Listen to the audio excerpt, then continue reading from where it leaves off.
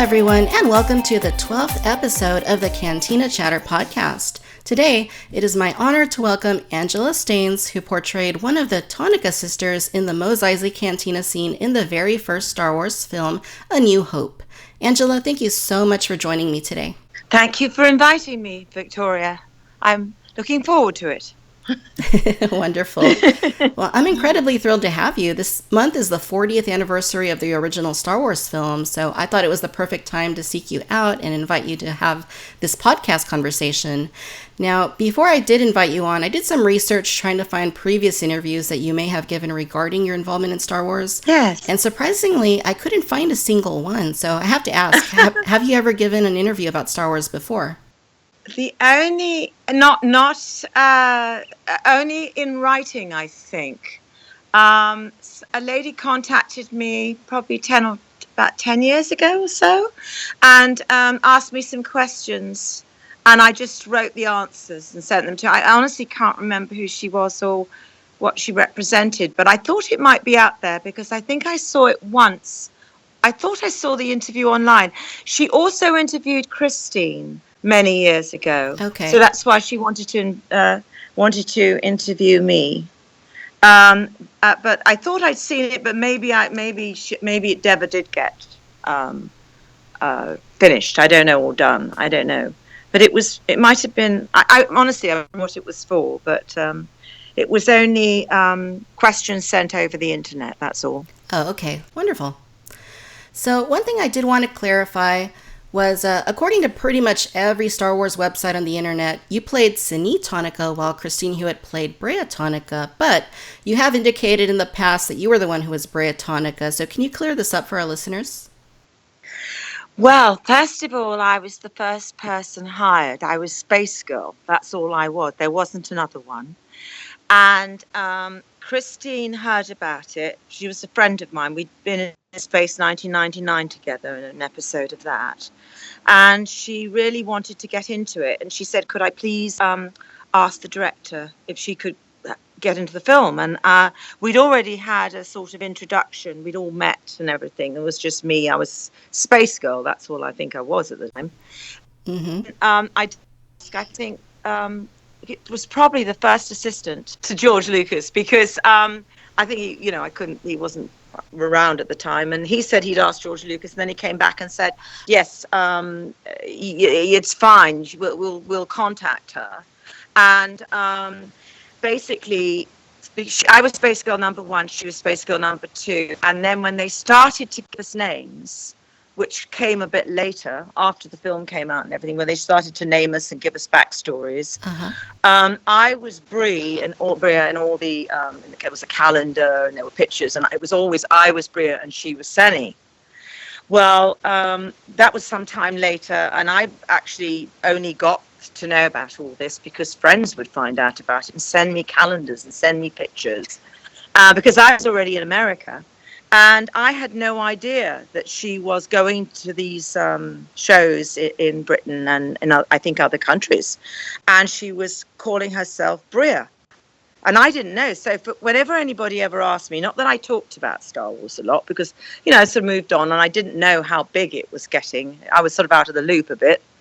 And, well, at least the first one. And basically, when I started to hear about it from other people, then finally she contacted me because she was going to Indianapolis to do a Star Wars convention, and she basically realized that she'd get more attention if there was 2 of us and not just one, because we were supposed to be sisters or twins. Uh-huh. And that's when she told me she was Brea, and I said, no, you're not, you're Senny. How funny. And we had a little bit of a disagreement on the phone, and she said, what does it matter? And I said, well, because I've been telling everybody that's asked me, anybody that's mentioned it, I said, oh yeah, that's me. I'm now Brea. So I told everybody that. I never really knew whether it was Brea or Brea, actually. But I never thought I was Senny. So it was very odd to suddenly be told, like, I don't know, 10 years later, you're not Brea, you're Senny. So I thought, because she was doing the conventions, and apparently Lucasfilm had said to her, you can be either one you want. You don't. It doesn't matter I mean, you can pick what you want. And so she picked Bria.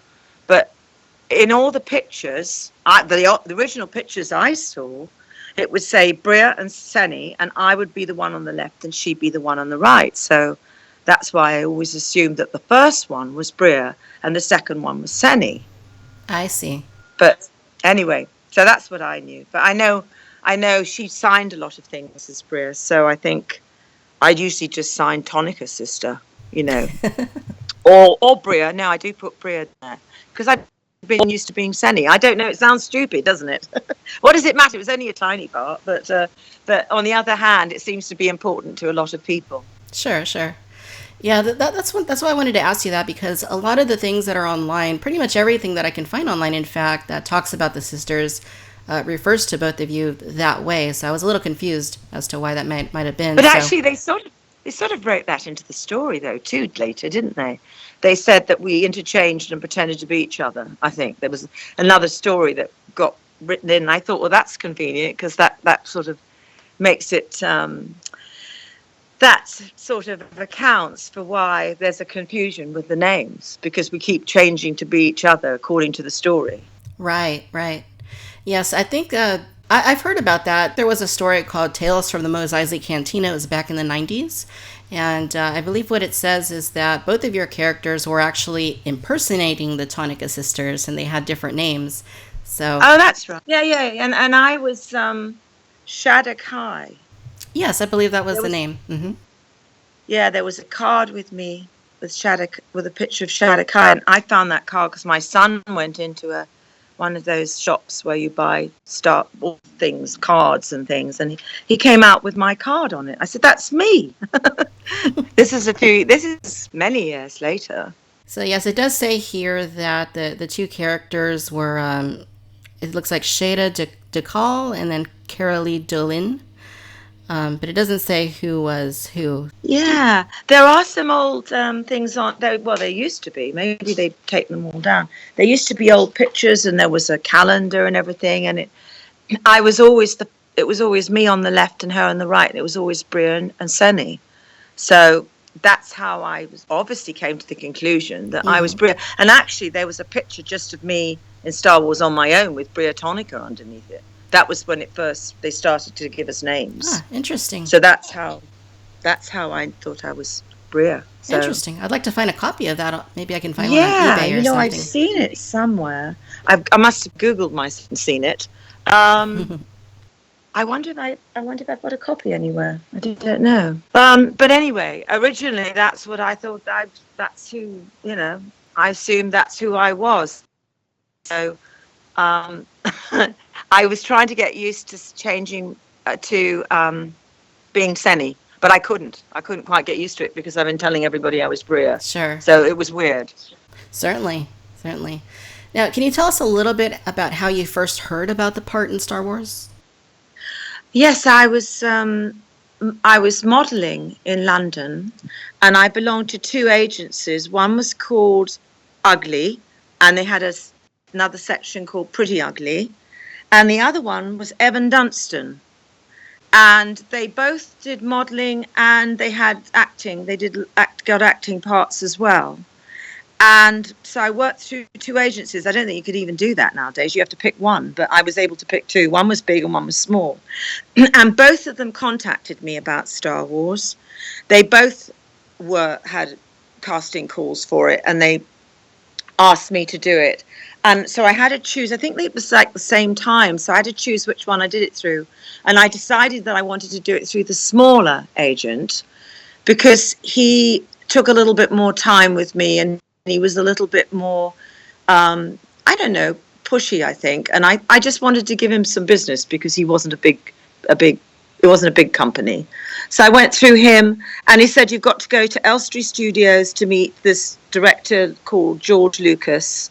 You don't know him, but he's made a film in America or something. And you have to be, I had to go at a certain time, a certain day. And my then boyfriend, now my husband, drove me to the interview.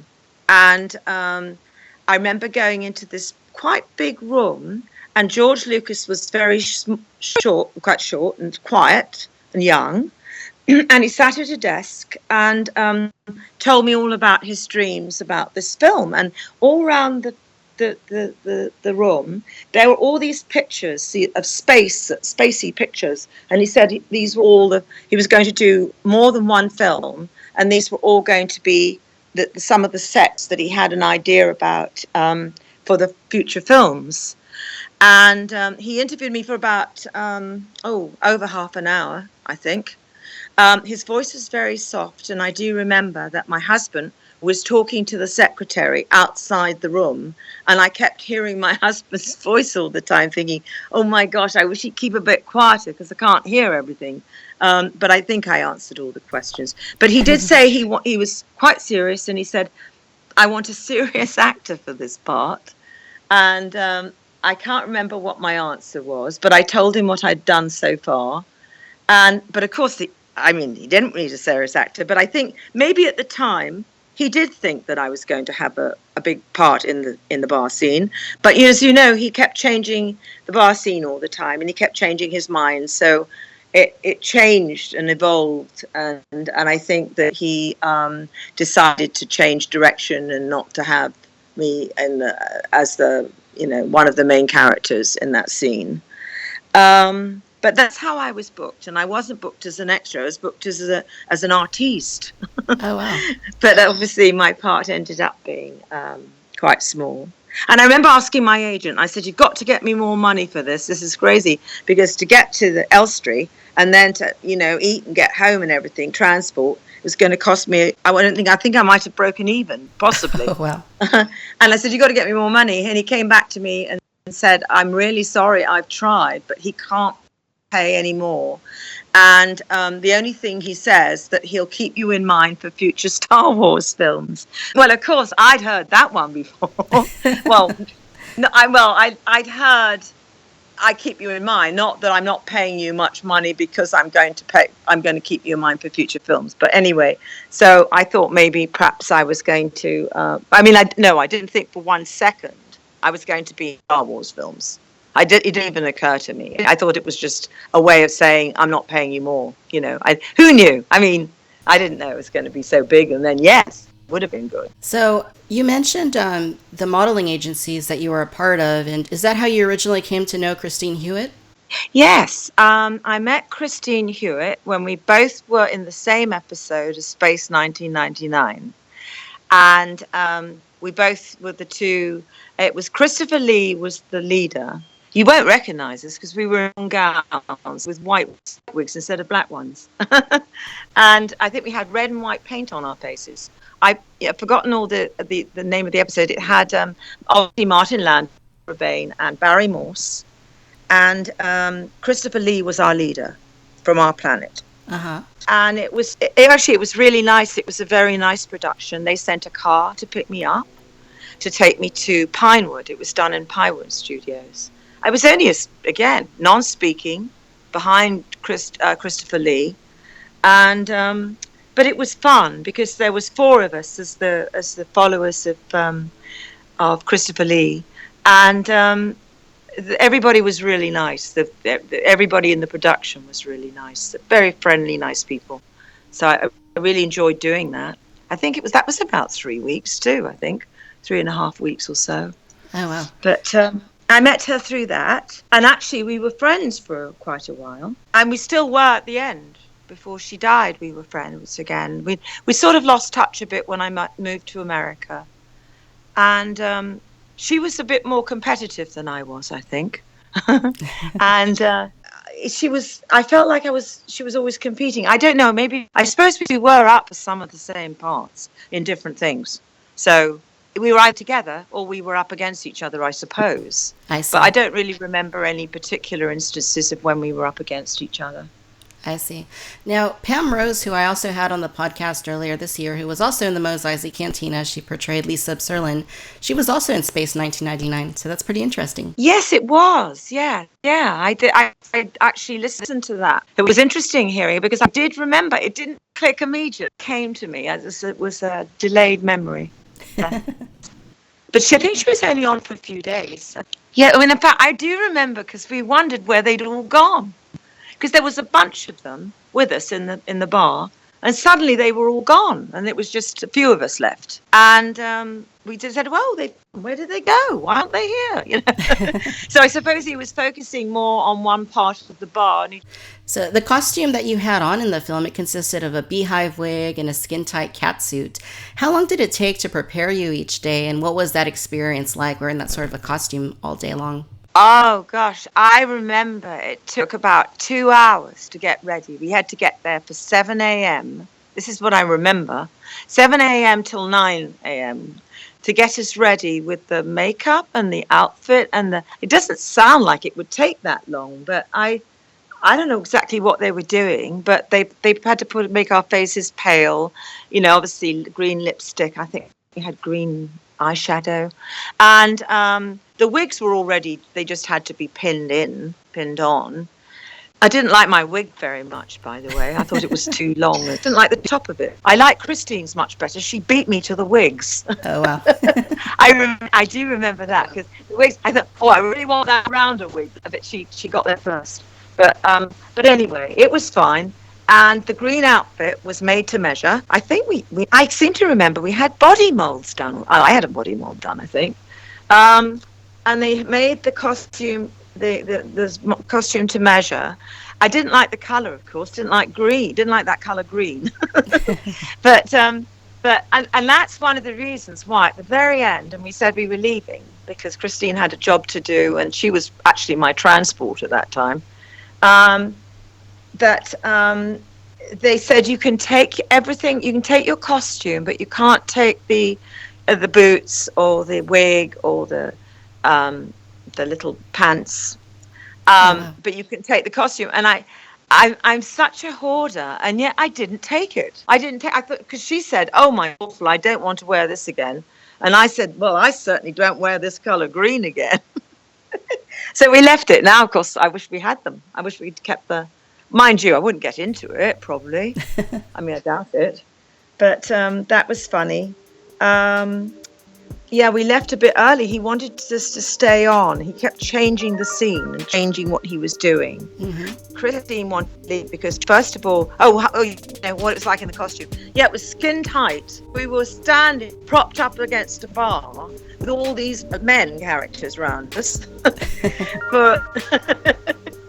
And I didn't hate it, but Christine didn't like it at all. She felt she was being leered at all the time. Maybe I was a bit more naive. I didn't realize this at the time, actually, but I was quite a few years younger than Christine. And I think I was a bit naive because I really didn't notice it as much, that people were leering, and she felt that we were, you know, it was a very embarrassing position to be in, these leotards. How funny. And I think that was another reason she wanted to get out of the scene.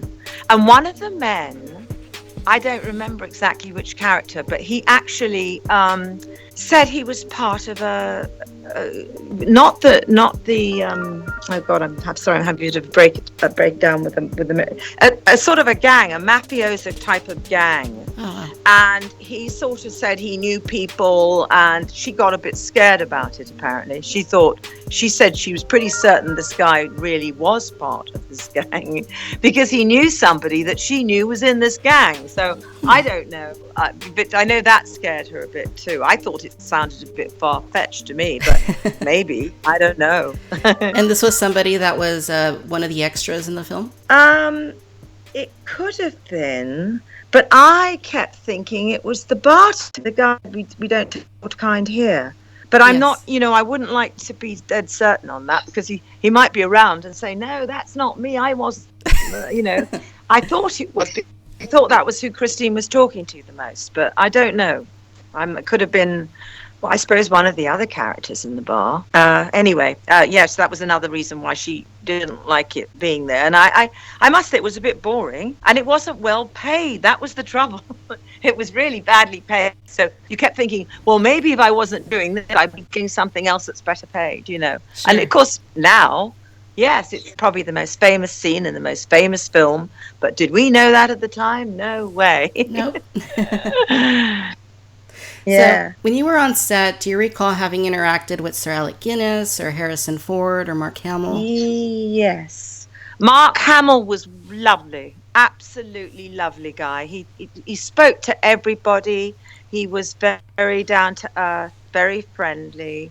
You could talk to him about anything. He was very, very friendly and very nice. Harrison Ford was a bit standoffish, but we weren't quite sure about him. We were all trying to figure him out. I believe he probably had great ambition and thought, he felt maybe he was getting into the role or trying to get into the role a bit more. Plus, I don't know, they said later that he was going out with Carrie Fisher, so maybe that was on his mind. But he wasn't friendly, and I do remember thinking he might be gay. Oh, wow. Which was funny. Well, not just me, everybody. I think everybody thought he was gay. Oh, wow. Because he didn't chat to any women, and he was a bit standoffish. But, there could be all kinds of reasons, but now you think, well, maybe he was, because, when he puts his hand up behind him in the bar scene, that was all his idea. So maybe he was sort of thinking through the scene and how to make the best impression, because he was obviously trying to get forward with his career at that stage. And Alec Guinness was also really nice and very, very professional, very nice, courteous, polite, friendly, just exactly what you'd expect of him. Very professional actor. Oh, it's really wonderful to hear. Yeah. Anybody else you mentioned? No, that was main characters, wasn't it?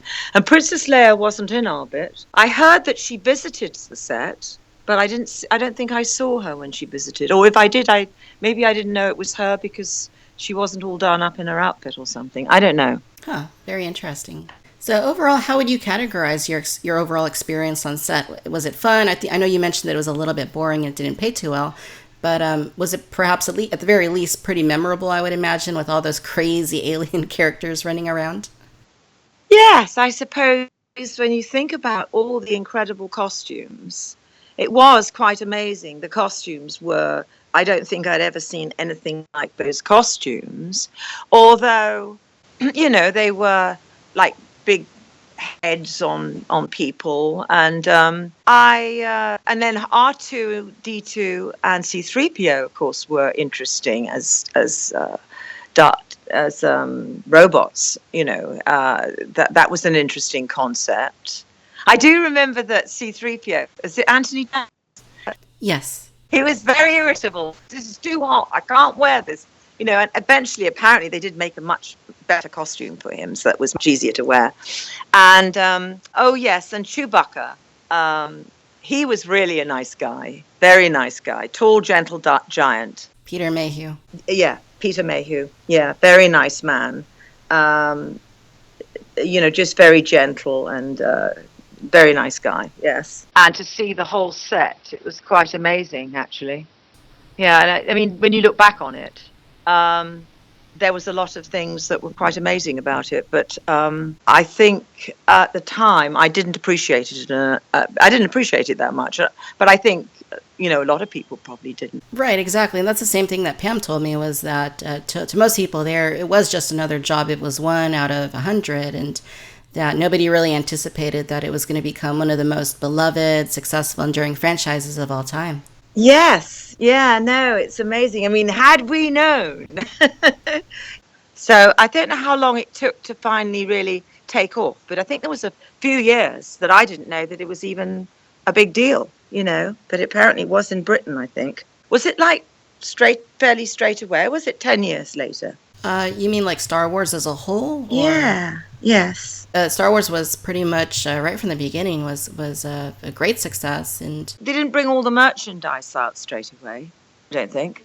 No, they didn't. I guess they didn't anticipate how big of a film it was going to be, so it took about a year before they actually got action figures out. Oh, really? It was only a year. Mm-hmm. I thought it was a lot longer than that. That shows how far behind and out of the loop I got, because I think I found them about maybe, I don't know, 7 or 8 years later, I started to hear about them. Oh, wow. Mm. Yeah. So yes, I got really out of the loop. I came out to the States. I didn't, obviously, not many people knew how big it was going to be. And I thought, oh dear, this is really the end. I've hit rock bottom here when I did Star Wars, because they had none of the special effects, so they were all holding handles, and you didn't know there was going to be a lightsaber at the end of it. You didn't know what was there, right. And I'd been in a few films that hadn't quite done so well. Well, I don't think I've been in any film that had been a big success. And they were all B films. And so basically, little bits, in films. Uh-huh. And basically, I just didn't know how big it was going to be. And I don't think anybody did. So, I thought I'd hit rock bottom because it was the worst paid job I ever had. And I thought, God, if I've reached this low, that I get this bad, the money's this bad, I'm going to go to the States. He said you can make a lot more money over there doing different things, other things. You don't have to do film work. You can make more money. So I just went for it, Interesting. And what year was it that you came to the U.S.? 1977. Oh, okay. So right after Star Wars. It was. In fact, I left even before the big premiere. Oh, wow. Maybe it was May, the premiere. Was it 1977? Yes. Yeah, I'd already arrived here, and I missed it. And I was sorry to miss it because I like going to those premieres because Sure. those kind of things. Well, I've only been to one other, but because you meet all the people that you were with, and it was it would have been fun to see them all again. At least I was in one film that was successful. Yeah. All right. So one thing that has perplexed many collectors of Star Wars memorabilia is that there are no action figures of the Tonnika Sisters. Why do you think this may be the case? Whoa. That's a loaded question. Well, I didn't know until Christine told me, 2006, she told me when she called me, she said, you've got to sign a contract with them so you can come and do these conventions. I want to do the conventions because my kids were getting older. And I said, well, maybe I'd like to do the conventions. And she said, if you want to do them with me, you've got to sign the contract. They want us to give you a contract. And I said, okay, well, yeah, let them send a contract. And then she said, oh, yes. And she said, there's a big thing about this action figure. You've got to give permission for an action figure. And I said, because apparently you sent a letter at some point to Lucasfilm, and they won't make the action figure because you sent a letter or something. And then I remember when I first, well, I don't remember how many years I've been in the States when I first found out about the little action figure. There was a tiny little of me that I set up in a toy shop. Tiny little thing. You wouldn't know it was me. It's dressed like me, but it's proportioned perfectly. It's absolutely my proportion. It's really quite amazing for such a small thing. Oh, wow. And apparently they wouldn't make more because I hadn't because I did write a letter to Lucasfilm. I think it was my husband said, "Oh, they shouldn't be selling your cards with your picture on it and figures and stuff like that and making money from it. You should get some royalties." And I said, "Well, I don't know." So he had a lawyer at the time for his company, and the lawyer wrote a letter, but I don't think it was that threatening or anything. It was just, this isn't fair. We think that you should pay something towards for these things. Never got a reply, never heard anything. They never wrote back, never, did anything more. But Christine said that she'd been hanging around with the Lucasfilm group, and they all knew about this. They all knew about this letter that had been sent, and that was one of the reasons that they weren't making the action figures. Because they were frightened that I don't know. I mean, it doesn't really make sense to me, because why not just make the action figures and then give Christine and I and everybody else that had an action figure some royalties? But anyway, basically what happened is Lucasfilm did send me a contract eventually, but it was literally this. It literally said, sign on the dotted line and you belong to us. We don't pay you anything. We don't guarantee you any work. We can make your figures, we can make your cards, and we can sell them, but you don't get anything. So I basically didn't want to sign. So I said, is there any way that I can get into these conventions? And they said to phone these two agencies that were in Southern California that hired people to do these different Star Wars conventions. And I phoned them up, and they said, oh, no, we've got way too many people already in from the Star Wars films. We don't need any more. No, we wouldn't be able to use you. And so I only phoned the two that Lucasfilm recommended I phoned. And after that, I just thought, well, why would I sign a contract that gives them everything? I can't go to the conventions. Nobody wants to hire me. And so I never signed it. So I think that might be something to do with why they haven't made the action. But that's what Christine told me, was what they were saying, that they wouldn't make our action figures because of that letter. Interesting. So I don't know if you can join the dots here, because I can't quite join all the dots. But I did hear something about that our release forms, our model actor release forms at the time the film was made were lost. I don't know whether I read that somewhere or I heard that somewhere. And maybe that's because they were lost, they were getting everybody to sign new contracts. I don't know. I think I vaguely recall reading something about that. But if they sent me a reasonable contract, I would have signed it. But it was it wasn't, and you can have your name back or something in the contract, And I said, well, how could I possibly do that? Christine's still here. I mean, Christine's still signing, and she's signing Bria. How can I be signing Bria?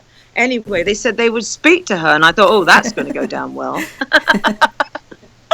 So basically, that's what I'm still surprised they haven't made any action figures, or I suppose, has everybody else had an action figure but the Tonnika Sisters, or are there others? Just about all of the ones that you can see in the scene have had action figures. There are quite a few of the more obscure background characters that have not yet received action figures.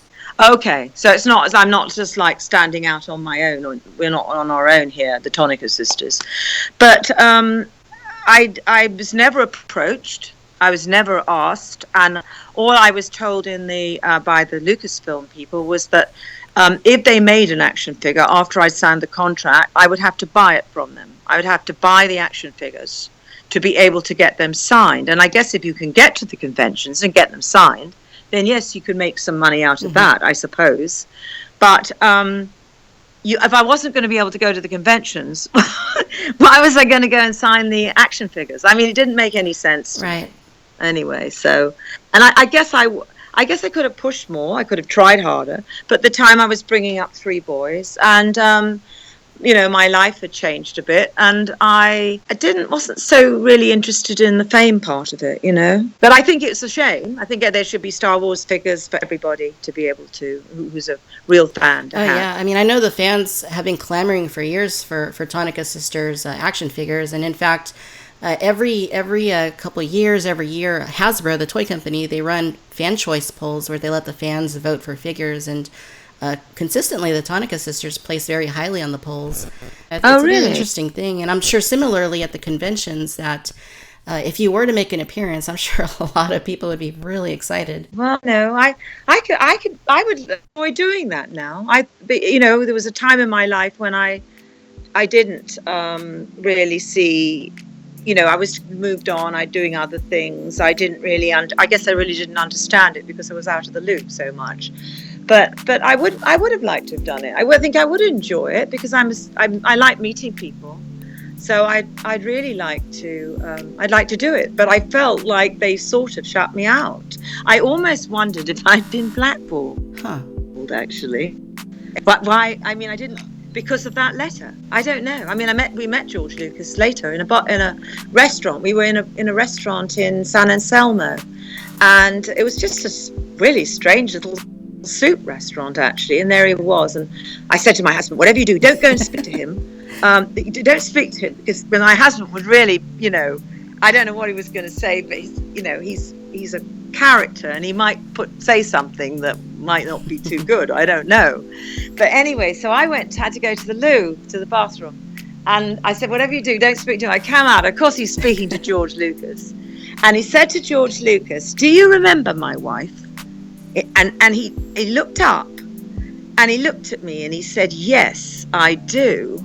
And I couldn't quite. I didn't know whether he was saying that just to be polite, but I got the feeling he was saying that because of the letter.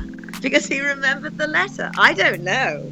But it just sort of looked at me like he knew, "Oh, yes, I know who you are." And it's just funny. The whole thing seems so funny to me because I mean, as if I would ever go through to sue Lucasfilm. I mean, they're huge. I mean, they've got lawyers up the yin-yang, as if I was going to do something like that. But I guess Maybe they get like that, get a lot of letters like that, and they get threatened or something. I don't know. But it wasn't meant with any malice. I just felt that it would have been fair to compensate because it was so poorly paid. But I guess nobody else talks about that very much, do they? They don't talk about that aspect of it.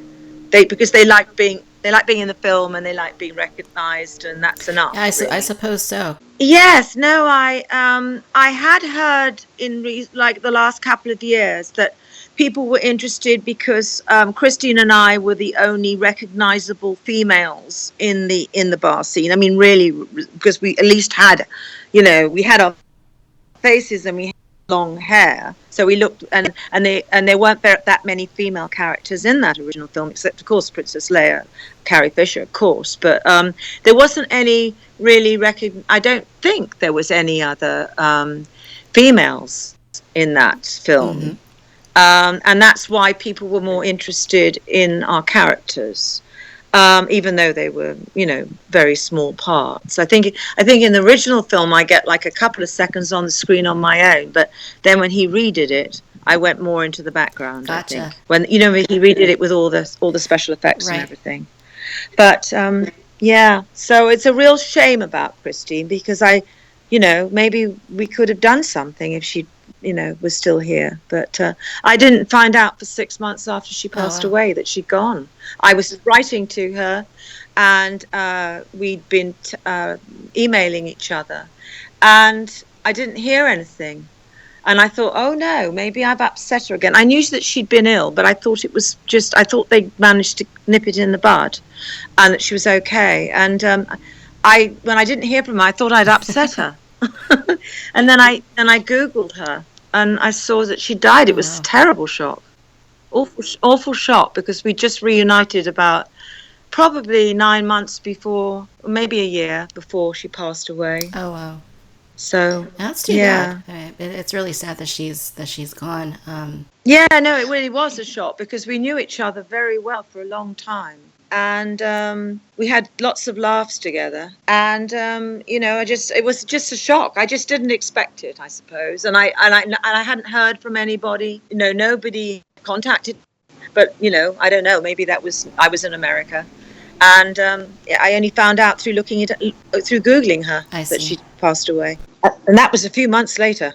Sandra, I'd like to move on to something I saw on IMDb that indicates you also had a role in a film called Queen Kong in 1976. It looks like that... Oh my gosh.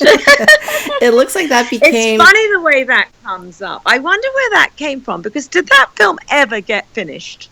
Did it actually come out? I have no idea. The only way I found out about it, I had never heard it, to be honest with you, was by reading IMDb, and I saw it on there, and that's why I thought I'd ask you if that was before Star Wars or after, or what the situation. Oh no, it was before Star Wars. Oh wow, it was the last thing before I left, but it was before Star Wars. But it was a film they were making, and I'm almost certain Joanna Lumley was in it. But they didn't have much money, and what happened was they ran out of money. But even when they ran out of money, they paid me much better than I got paid for Star Wars. But anyway, they ran out of money. So I thought that, this is what I heard, that the film didn't get finished because they ran out of money. And also that King Kong sued Queen Kong, the film. I don't know. That's what I heard. Oh, wow. But how, I mean... not like something I put normally on my when I used to put my resume. It's almost like somebody who knew me must have said that, because it was not a film that there was a few of us. We had to dance. It had some choreography in it. We had to row boats. It was to an island where this big ape lived, obviously, and we knew that they were running out of money, but they did pay me. They were very decent about paying me, but I don't remember an awful lot about it because I don't think it got finished, and I'm sure unless they did finally finish it out there somewhere, I don't know, but anyway, it was mostly television things that I did, and I did another film that was called Alfie Darling, which was the follow-up of Alfie, and but Michael Caine wasn't in it. It had Alan Price was the star of Alfie Darling. Uh-huh. And I was just a friend of his girlfriend in the film. But you see, it was another B film. It never really went anywhere. It wasn't considered as good as the original. And I'm just trying to think. I did do a lot of things, but I mean, a lot of little things. You know, a lot of comedy shows, little comedy shows, little parts in comedy shows, like Rutland Weekend TV. Mm-hmm. That was from Monty Python, the Generation Game with Drew Forsyth, and a lot of commercials. Watney's Beer, Clean's Toothpaste. I'm just looking at things. I did Alex Harvey LP and Neil Sedaka LP, but normally in a group. And Jet Jeans, Tetley Beer, all kinds of different ads and lots of promotions. Did a lot of promotion work. I actually did quite a bit of promotion work with Christine too. Oh wow. And Kawasaki motorbikes, Atari game machines. All kinds of things. But, you know, it wasn't enough to make a good living. You had to do other things, really.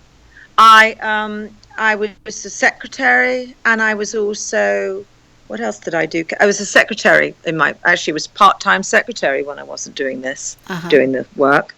And it was very hard to make ends meet in 1976, 1977 in London. It was, I think we joined the common market fairly soon before, and there wasn't a lot of money around. It was and then California was this egg. It just, you could make money doing cocktail waitressing, bartending, anything like that. The tips were really good over here.